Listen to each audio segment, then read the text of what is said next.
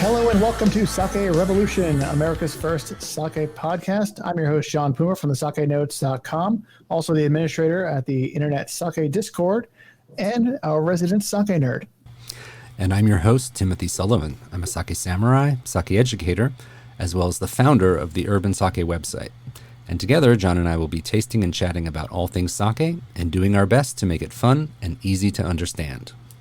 Today, folks, we're going to be kicking off a new series of shows where we're going to be talking to American sake brewers. Yes, I am super excited. And for our first U.S. brewers, we're not going very far. Nope, not at all. We are lucky to have Brandon and Brian from New York's own Brooklyn Kura with us today. Guys, great to have you here. How you doing? Yay! Very good. Thanks for having us.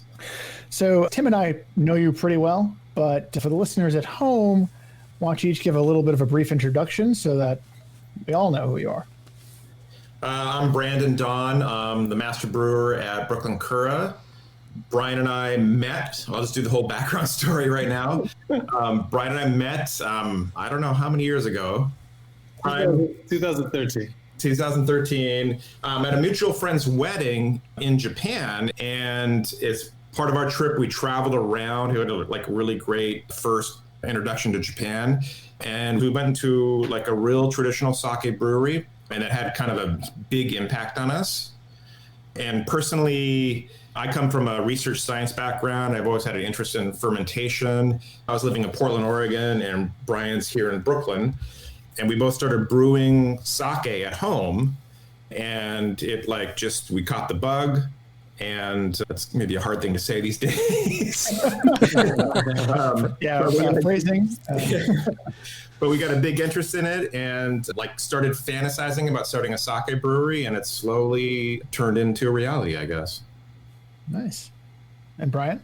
Brian Polen. I'm the president of Brooklyn Kura. My background really is in analytics, data science. Before this, I worked for many years at a company that many of you may know, American Express, where I did a range of different things. I think for me, after meeting Brandon and spending the time that we did to independently fall for the production of sake, the idea of building a business that had something so special and historic at the center of it was part of, I think, that romance that Brandon just described that we had. It was a very easy transition from corporate America to doing something that I think is exciting, though practically challenging, as what we're doing right now. Yeah. I mean, it was easy, but we were terrified. We still are. I still am. Great. Well, it is so fantastic to have you guys and your sake brewery here in New York City. But off the bat, I wanted to ask you, what do you think are some of the advantages and disadvantages for brewing sake in a big city like New York City or in Brooklyn?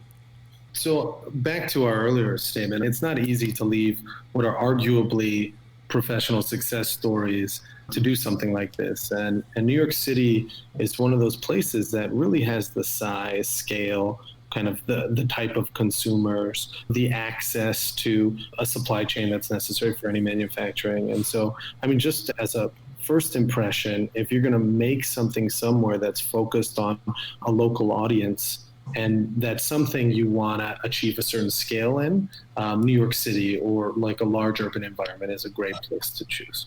And so for us, it was a great marketplace that was really going to test us and afford us the ability to grow to a scale where we could actually live comfortably and do this thing that we were excited about. And then when Brandon moved out from Portland, we had to do a lot of more detailed assessments. So the market's large. Yeah, New York City's attractive. Yeah, there's a bunch of restaurants and industry folk that we can start working with and getting excited about what we're doing. But then we have to learn things like, where does our supply chain come from?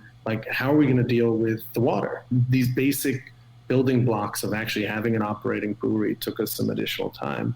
I think what I'd say is, when we talk about the production process, maybe we can talk more about those ingredients and how they relate to New York City.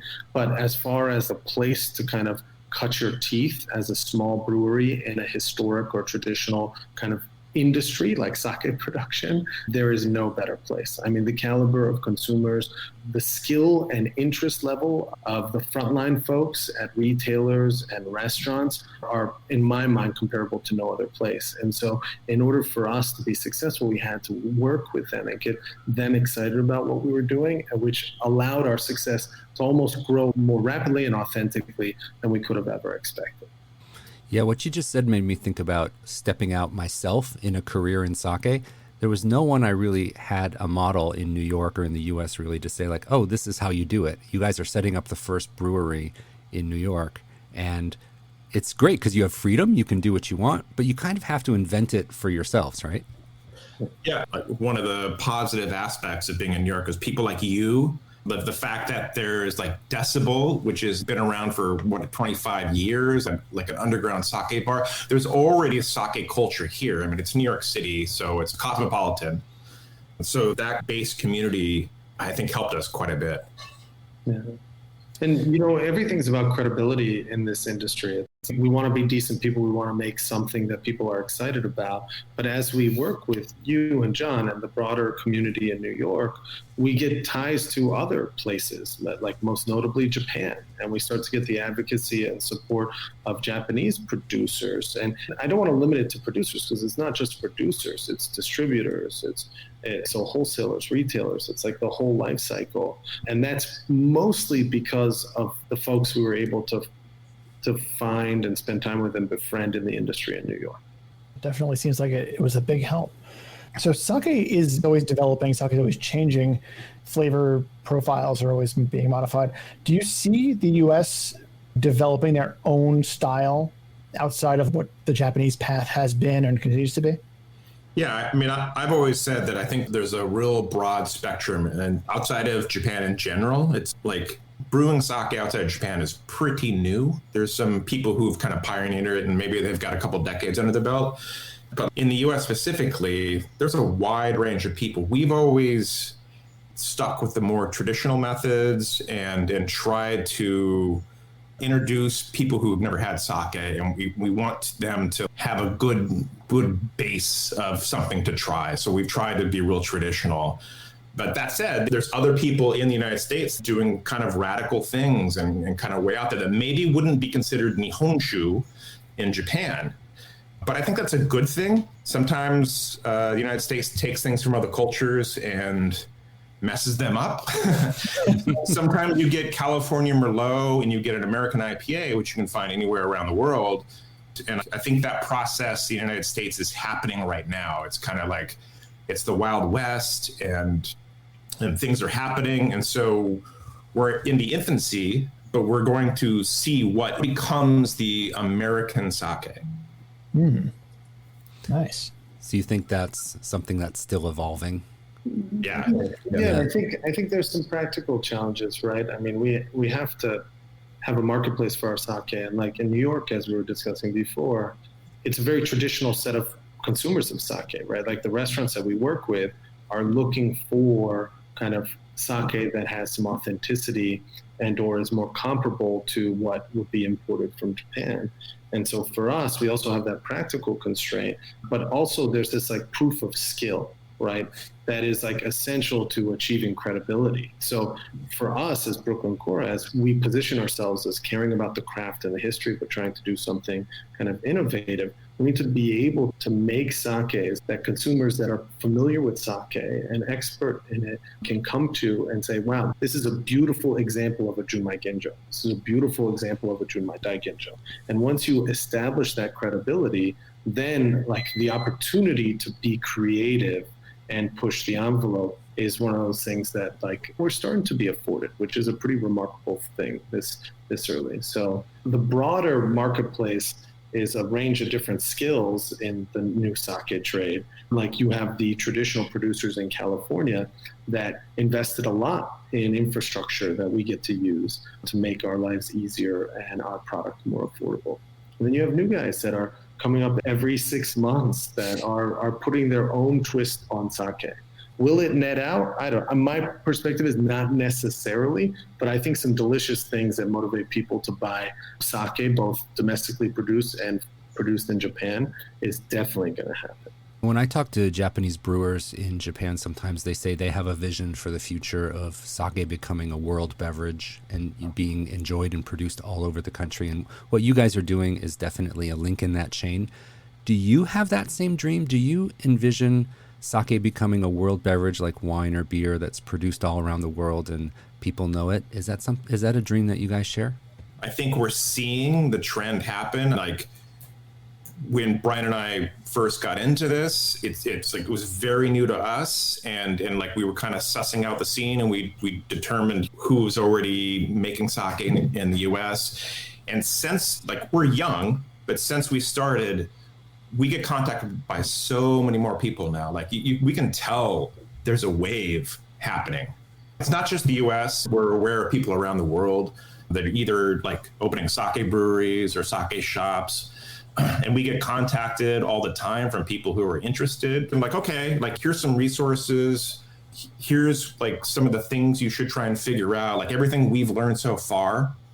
And like 50% of those people come back with like, I'm into this. And maybe another 50% of those people like really kind of get it going. And I think in the next few years, we're going to see this is becoming a thing. And I think we're going to start seeing that happen. So brewing sake in the U.S. has some challenges, like we mentioned earlier. And you have sometimes limitations on what you can work with and such like that. But I want to know, like, what's your kind of dream project with regard to sake? What's like the sake you want to make? If there was like, well, I can't get this rice or I can't get this yeast, forget all about that. I want to know what would be the fun thing for you to make? I think the biggest thing is there's no constraints. Like I said, we are locked into kind of a traditional path, but it's just fun to see what's happening. What rices, what sake mai is available in the United States? What new thing comes up? Like what piece of equipment that we can get here affordably can we obtain now? And what happens when we use it? So it's like, it's a giant experiment, and you learn things and you keep those techniques and you keep those methods and you improve upon them. But this is going to be a continuous learning process for us and everybody else starting a sake brewery outside of Japan, probably in Japan. So like, I'm not personally locked into any one thing that we want to do. We want to make sure that people are enjoying what we're doing. We want to make sure that people are excited about it and that we're continuing education about sake. And I think we're doing okay on that path. So this is that point in our show where we like to take out the sake and start sipping. Actually, no, first we start talking, then we start sipping. In my head, I go straight to the sipping part. But since we actually have the creators of the sake with us today, we're going to actually lean on you guys a little bit to intro what we're going to be sipping. Yeah, so the first sake that I have in front of me here is Brooklyn Kura Catskills. So why don't you give our listeners a rundown of this sake, just give it a quick intro, and then we'll do John's, and then we'll start tasting both of them.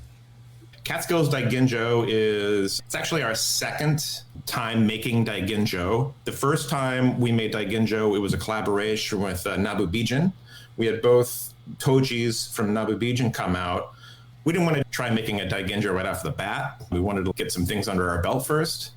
So we had those Tojis come out, and together in Brooklyn, we made a Daiginjo, like a limited edition, that went really well and a lot of people enjoyed it. So based on that, we started putting out our own Daiginjo. And so it is California Yamada Nishiki. It's milled to 50%. It's got a modern yeast. And it's got a long, slow fermentation. And we're pretty happy. It turned out really well. Excellent. So John, why don't you tell them what you have to try? Unlike Fancy Tim and his Daiginjos, I have the classic, the number 14. Please tell our listeners a little bit about that. They can see in their minds. Yes. Paint a word picture. So number 14 is, the name comes from before we had our space, and we had a sort of like a practice space of like trying to suss out all the different rice options we had and recipes. The 14th batch turned out really well, so we kind of went with that. This is kind of typical of a lot of the sakes we make, in that the kome koji, the rice that we grow koji on, is almost always Yamada Nishiki. And the reason for that is because the access we have to like the literature and textbooks and stuff, it's that kind of rice. So we grow our koji on Yamada Nishiki from California. And then the kakamai, or the rest of the rice, is calrose, milled to 50%. That's kind of the like recipe basis for number 14. And it's also like it follows a ginjo type temperature profile for the whole fermentation, and it lasts about 30 days. And it's a nama nama, so it's like kind of fresh and young tasting. It evolves over time, and it's very fruity and delicious.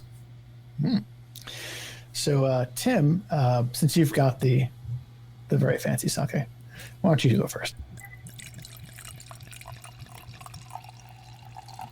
All right, so I've got the Catskills in the glass. And the name Catskills, where does that come from? Catskills is how New York City gets its water. Water is a very important part of one of the 4 ingredients of Junmai sake. And then I was just going to say, when Brian and I decided to do this, and I was in Portland, Oregon, which has fantastic water, and I was coming to New York City, I thought we would have to reverse osmosis the water and like heavily treat it. Turns out Brooklyn water is fantastic, and it's very good for sake. So how is it, Tim? Well, I'm giving it a smell, and it smells very fresh. It reminds me of a little bit of fresh cut grass and melon, and it has these wonderful, soft, fresh aromas to it. Very gentle and just absolutely lovely. But the fruit components in the aroma are soft and rounded, nothing sharp, and just a lovely Daiginjo style fruity aroma. Really, really nice. And let me give it a taste. Very smooth. So what did you do to achieve the silky body on this sake? Because it's very, very silky and smooth. I think it's mostly our ingredients. I'll say this, it has a pretty high mizubuai. So it has like a larger amount of water added to the recipe than say maybe a junmai. You might like keep the moromi, the mash of rice, like really thick. But this one, we start off with kind of a lot of water, and then we follow the graphs that we follow and make sure we add water when we need to. I think that like it contributes, like you're really getting kind of the Brooklyn water aspect of it. Brian, when you bring a sake like this out into the market and you're talking to restaurant owners and chefs, where do you position and what aspects of this sake do you mention and bring out to fit this into menus and introduce this to people? I think my favorite thing when I do go to speak to people about our sake is having a range of our offerings, right? And so everything's in context. And what that allows me to do is to not only represent the kind of many great things that we make, but also to gauge what the individual I'm speaking to is most interested in. We have a lot of information about the people we're talking to before talking to them, but also in the context when you're presenting it to them to get a sense of who's going to be interested in something like our Catskills. The Catskills is delicious. Not only is it packaged well and beautiful, but the juice is good. And so it really becomes a function of fit. So I don't try and sell the Catskills. What I tend to do is work with whomever I'm out with, whether it be our distributors or like in broader forums, and kind of get a sense of who's interested in it. Because it's so delicious and because it fits in well, both as a by-the-glass beverage, but also in the context of nice pairings. It's a relatively simple conversation. So people want to pick up something that they're excited about and is beautiful. And for Daiginjo, they want something that's really focused and pure tasting. And so I think we achieved that with the Catskills. And as I mentioned, I think it sells itself. One note I want to mention as a final thought on this Catskills sake for our listeners is that I've been investigating and studying sake for 15 years, and to be sitting here drinking a premium Junmai Daiginjo sake made in Brooklyn. People need to understand that even just a few years ago, the idea of having a delicious, ultra premium Junmai Daiginjo, American made, it just wasn't done before. So having this is just such a treat and such a step forward for the U.S. sake brewery industry, I think. So congratulations to you guys for doing that. I'm the lucky guy that gets to drink this today. But I just wanted to acknowledge that having such a beautiful Junmai Daiginjo made in Brooklyn and having access to that is a real achievement. So congratulations. Thanks, Tim. That means a lot. It gets back to this desire to spread the gospel of sake. And the Daiginjo is a great opportunity, but we really do want a range of affordability. We want a range of flavor profiles. We want to prove skill, but also make sure that whoever we're sitting across from and sharing what we're doing with sees our level of excitement and is excited about something we're doing, whether it's the Catskills or not. It's just easy with the Catskills because it's delicious. All right. Well, that tells us quite a bit about the delicious Catskills Junmai Daiginjo. So, John, why don't we head over to you and you can look at that number 14. Yes. So I have a little bit of a history with this sake. I think it was like one of the first batches I had of theirs, or close to it.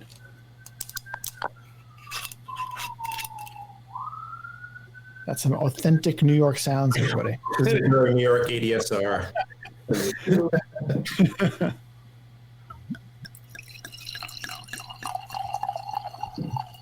That is a nice sound. That's a nice sound. So after I pour this and I start to look for aroma, I don't have to look very hard because there's a very, very big fruity bouquet on this. Lots of melon, like Tim mentioned about the Catskills, although it's less subtle about it. I want to say it's a lot more in your face about the melon, which suits me just fine. I like big fruity bouquets on my sake. And that balances nicely with the flavor, which is the same thing. It's got a nice fruity run through. A lot of tropical fruit on this. Tiny bit of apple if you let it linger for a moment. And this is a sake that when I had it in a blind tasting originally, I 100% thought I knew exactly what it was and that it was a Japanese sake that I knew very well. And I was completely surprised when I found out I was completely wrong. One thing that I'd say about our Nama, so back to this kind of regionality, the kind of local offerings that we're able to present to people in the New York City community. I mean, the number 14 in our blue door, our Junmai Nama. I can't tell you how proud we are of those sakes because they really are the first impression many of our customers have of what we do in the brewery. And they're really intended to be very different, but very approachable sakes. They're the types of sakes that, in my mind, are anyone, sake neophyte to experienced sake drinker, picks up and pours for themselves. And it's like, wow, I either want to drink more of sake or I know why I'm passionate about sake on the extremes. And so the number 14 is our best-selling sake. And I think that's primarily because of how approachable it is and how independent of food or in many different contexts, whether it's like an American restaurant or it's at a barbecue, right? Or at a traditional kaiseki meal. I mean, it can shine. And part of that is also the Nama quality, which the Blue Door also has, that freshness, richness, texture, almost effervescent that we're fortunate enough to be able to provide to the New York City market. Yeah, this is I guess a lot like, I want to say on our live show recently, I was drinking the Ryujin, the Dragon God Ginjo, and I mentioned how that being so fruit forward and approachable made it a go-to when I'm introducing new people to sake. And I think that the number 14 has a very similar, very approachable, very much you can put this in front of somebody who's never had sake before or thinks they might have and change their conception of it or produce a really great impression, a really great first impression. Yeah. Nama, like unpasteurized sake, is a challenge in that you've got to be like hyper clean with it if you're going to put it in a bottle and send it out to another state. That like, terrifies me. But we do a lot of like fine filtration, and we like give it the best treatment we can to get it in a bottle. But here's the thing about pasteurizing sake. When you pasteurize, you are making sure there's no residual yeast or bacteria in it, but you're also denaturing the enzymes. And that's how sake is different from beer and wine. It's like the enzymes keep going. And so a nama will continue to evolve pretty quickly depending on the temperature it's kept at. So you can get a bottle of Blue Door or Junmai or number 14 or Nama Ginjo and experience the freshness of a nama right away. But you can also put it up on the shelf and see what happens. It goes through some really interesting phases. It will eventually get pretty weird. And we've come to realize that there's like a whole class of people that just want that. They want these like aged namas. They want to put them on their shelf and like at room temperature after they've opened them and see what happens. So it's interesting and fun. I think I married one of those people. Crazy sake. Yeah. All right. Well, I bet a lot of people listening right now are asking themselves, how can I get some Brooklyn Kura for myself? Why don't you guys let us know the best way to get in touch with you? And if people want to try these sakes, what is the best way to get their hands on them?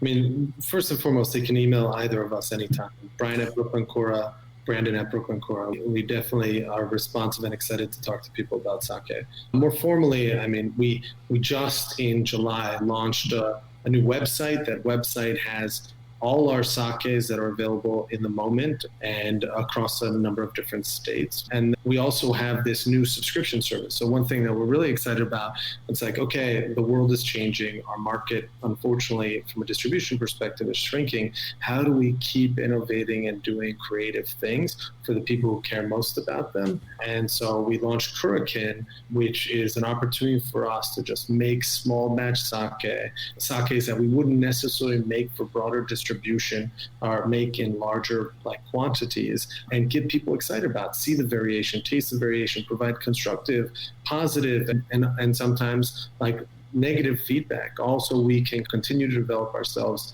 as Brooklyn Kura, but also how we make sake. So online, you have Kurakin, which is an awesome way to get to know us better and also see what we're doing that we're really excited about. And then also, if you want to do direct to, you can order anytime online.